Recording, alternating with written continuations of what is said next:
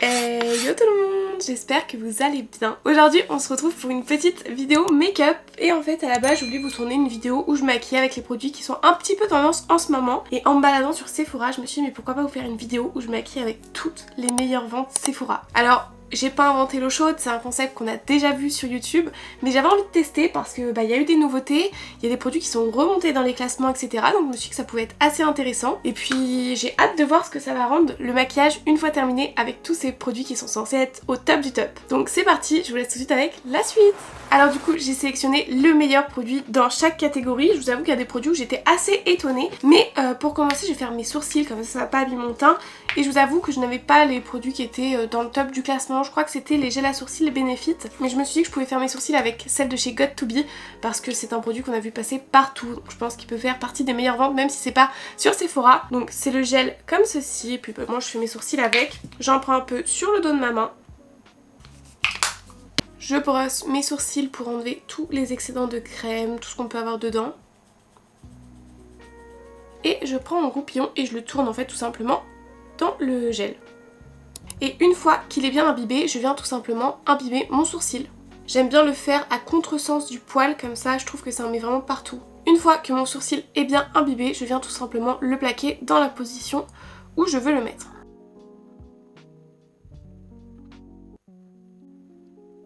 Une fois que mon sourcil est bien imbibé et que je l'ai mis dans la position dans laquelle je voulais la mettre, la technique magique c'est de prendre son doigt et de venir appuyer en plaquant le sourcil. Et avec ça votre sourcil il va pas bouger de la journée. C'est vraiment ma technique secrète. Donc je prends mon doigt et j'appuie. Hop, je viens plaquer mon sourcil et vraiment j'appuie. Il y en a qui font ça avec le dos de leur pinceau, ça marche aussi très bien, mais je trouve que le doigt c'est beaucoup plus précis. Et là mon sourcil est plaqué, donc après si c'est pas exactement comme vous vouliez que ça soit mis, vous pouvez repasser un peu avec un goupillon. Mais moi, vous voyez, là c'est parfait. Donc là, il n'est pas plaqué et là, c'est tout plaqué, il va plus bouger de la journée. Donc maintenant, on fait pareil de l'autre côté. On l'imbibe.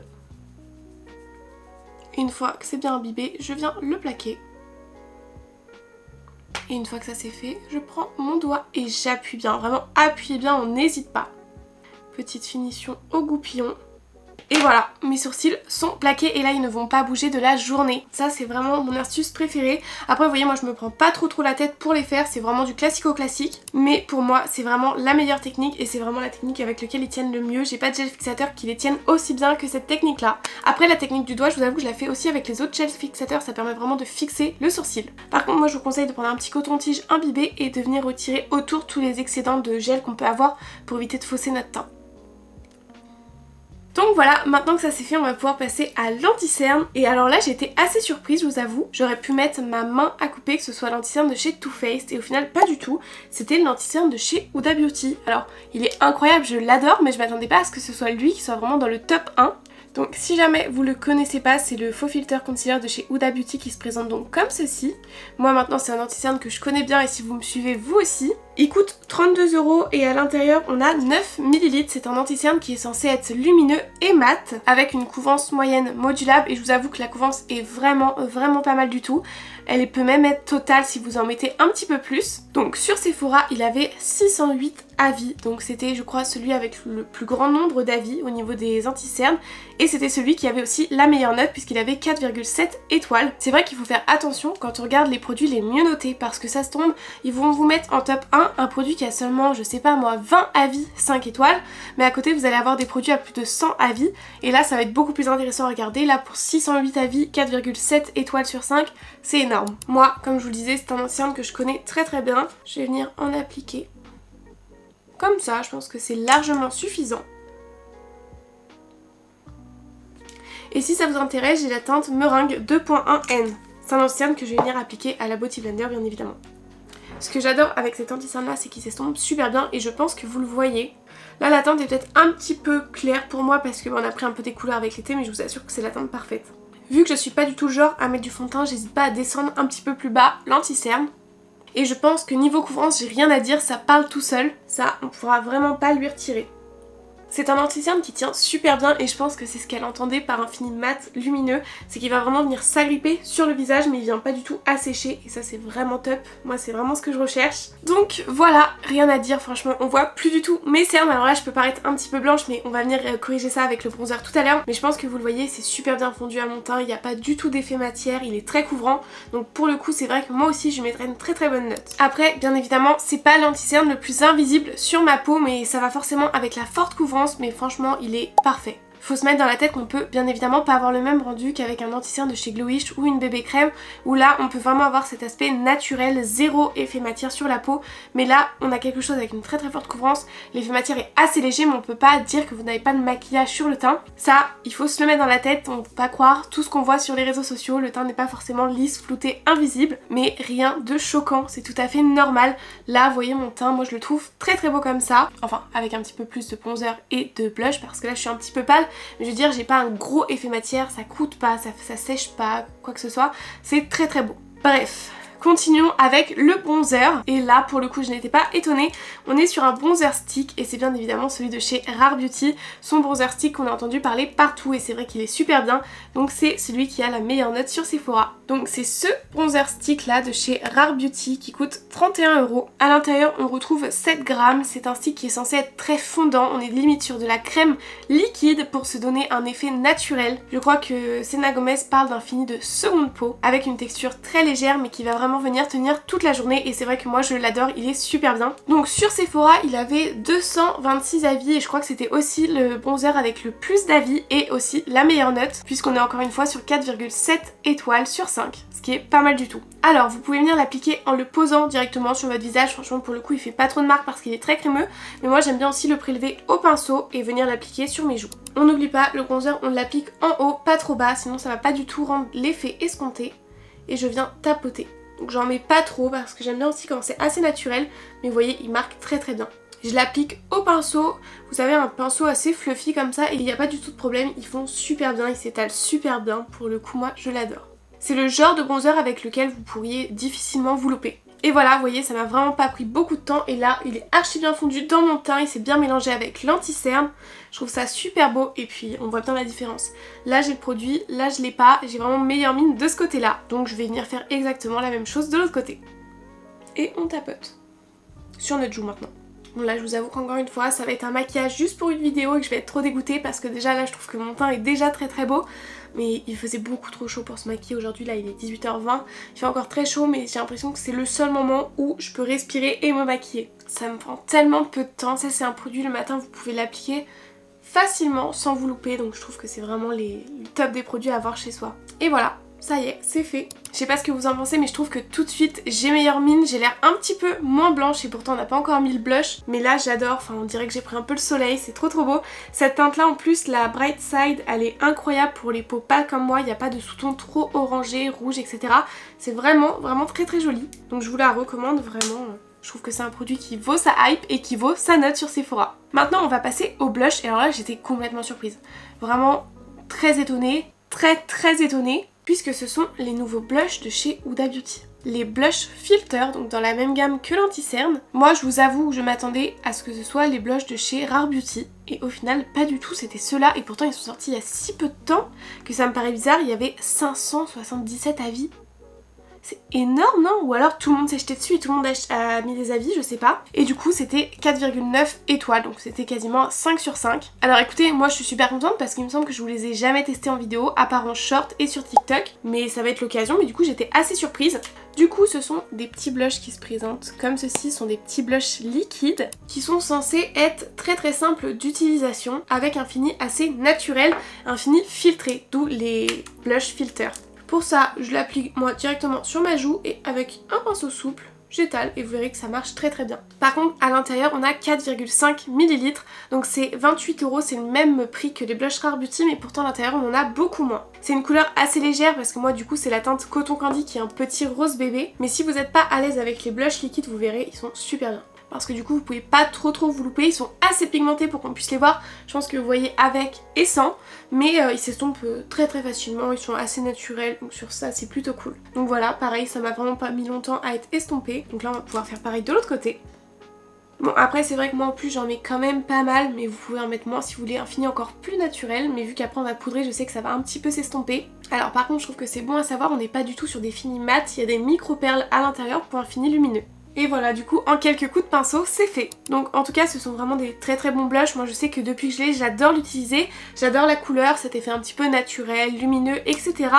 Après est-ce que je l'aurais mis comme le blush numéro 1? Franchement je sais pas. Mais je peux pas du tout cracher dessus, donc je peux dire qu'en vrai il vaut sa bonne note. Ensuite, l'highlighter, là pareil, j'ai pas été surprise et je pense que vous ne le serez pas non plus puisqu'on est avec madame Charlotte Tilbury pour ça, les Beauty Light Wand, et moi j'ai la teinte Spotlight, je crois que c'est la teinte la plus connue, ça se présente comme ceci.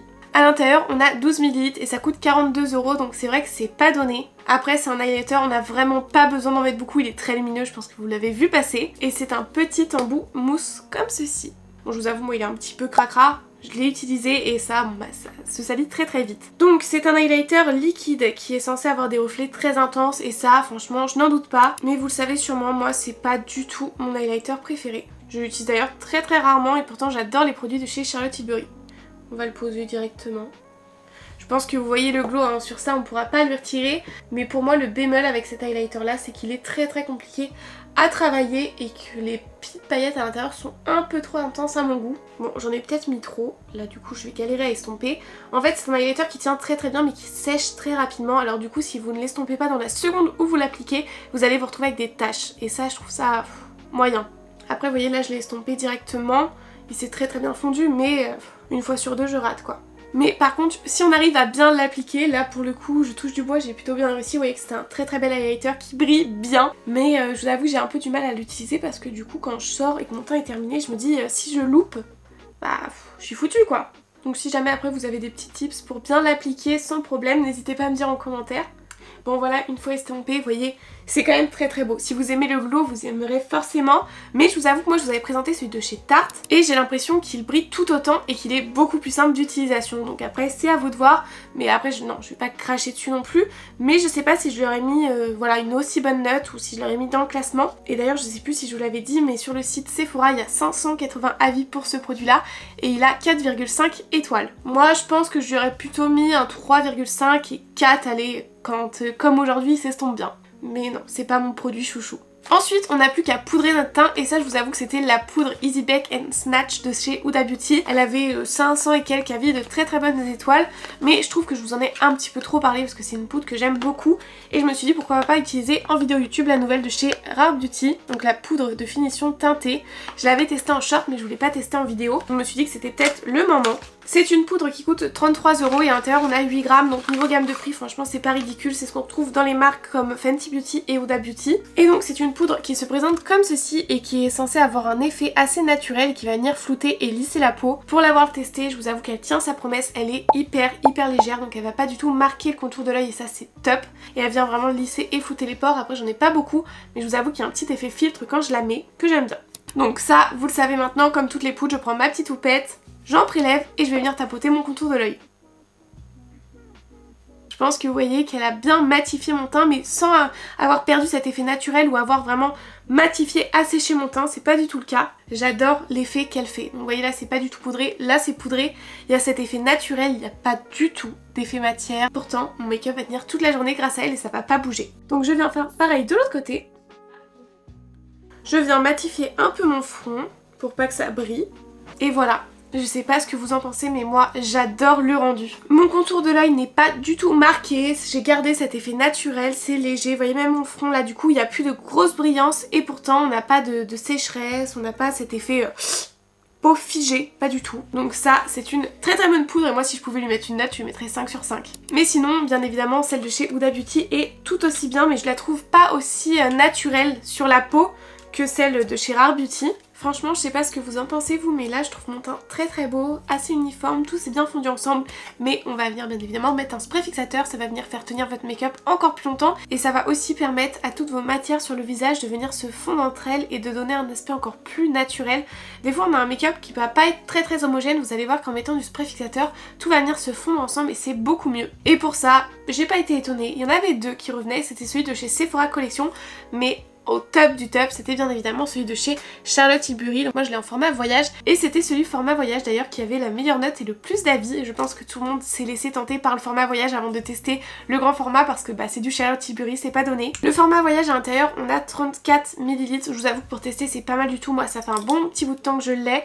Vous voyez que là je suis sur la fin et il coûte quand même 22 €. Donc c'est vrai que c'est pas donné parce que pour ce prix là dans notre marque on peut avoir des formats vente tout simplement. Et donc c'est vrai que tout le monde ne peut pas se permettre de mettre aussi cher dans un spray fixateur. Après je vous avoue qu'il est très très bien. Il est censé être léger et surtout hydratant. Donc vraiment venir mettre une couche d'hydratation sur votre teint et faire tenir votre make-up pendant plus de 16 heures. Si vous voulez un make-up qui tient vraiment bien, vous pouvez le mettre avant de vous maquiller, pendant que vous maquillez et après s'être maquillé. Moi je vous avoue je le mets souvent à la fin. Ça m'arrive de mettre aussi avant de poudrer quand vraiment j'ai envie que ça tienne toute la soirée, toute la journée, etc. Pour ça on met à 15-20 cm de notre visage et on va venir appuyer. Vous verrez que c'est une brume qui est assez fine. Et voilà, donc là j'ai mon teint qui est un petit peu mouillé entre guillemets. Je prends mes mains pour l'aider à sécher plus rapidement. Et voilà, donc là il a séché, il m'a pas du tout asséché le visage. On sent vraiment que ça a rajouté une petite couche de fraîcheur qui est vraiment très agréable. Et là ça y est, mon make-up va tenir toute la soirée. Et ça c'est top. Franchement pour le coup moi je trouve que oui, c'est un très bon spray fixateur. Donc voilà, on a fini pour le teint. Maintenant il reste plus que les lèvres. Et là je n'avais aucune idée de quel produit pouvait revenir en top du top. Je vous avoue que je me suis tournée vers les gloss parce que c'est ce que je préfère. Et c'était un produit de chez Fenty Beauty, la reine. C'était ces gloss bombes. Vraiment vous savez, les classiques. Alors moi je l'ai en format tout petit. Mais c'est exactement celui-ci et dans cette teinte là qui était le plus coté. Enluminateur à lèvres universel en teinte Fenty Glow, c'est vraiment la teinte de référence. Et donc c'est un produit qui coûte en taille normale, pas le mini format, 23 € et dessus on a 822 avis et 4,6 étoiles. Donc c'est pas mal du tout, surtout pour un produit de lèvres. C'est un gloss du coup qui est censé être très brillant et nourrissant pour vraiment venir lisser vos lèvres et ça donner un peu cet effet repulpé, etc. Mais c'est pas du tout des gloss qui piquent. Donc c'est un tout petit embout comme ça et ce sont des gloss qui sont lumineux, on a des petites paillettes à l'intérieur. Il s'applique super bien. Et pour le coup il colle pas du tout. Je pense que vous voyez la différence. La teinte elle est assez légère mais c'est vraiment ce petit effet nacre qui est trop beau. Et voilà, ça s'applique super facilement, c'est très hydratant, très agréable à porter, ça je pourrais le porter toute la journée sans faute. Donc pour le coup oui, c'est un produit qui pour moi vaut son top 1 dans les gloss. Ça c'est vraiment un petit incontournable à avoir, donc je peux vous le recommander. Donc voilà, notre look final est terminé, je sais pas ce que vous en pensez mais moi j'adore. On a du glow mais pas trop, c'est assez naturel, c'est pas too much et pourtant j'ai mis du bronzer, du blush, de l'anti-cerne, tout ça c'est super beau. Le petit gloss en touche finale j'adore, donc franchement vu les produits que Sephora m'a recommandé, je trouve qu'à la fin j'ai un look qui est très bien, donc je pense que c'est des avis auxquels on peut quand même faire confiance. En tout cas, n'hésitez pas à me dire dans les commentaires ce que vous en pensez de mon petit look final. Moi j'attends de toute façon toutes vos petites réponses. En attendant, je vous fais plein de gros bisous et je vous dis à vendredi. Bye!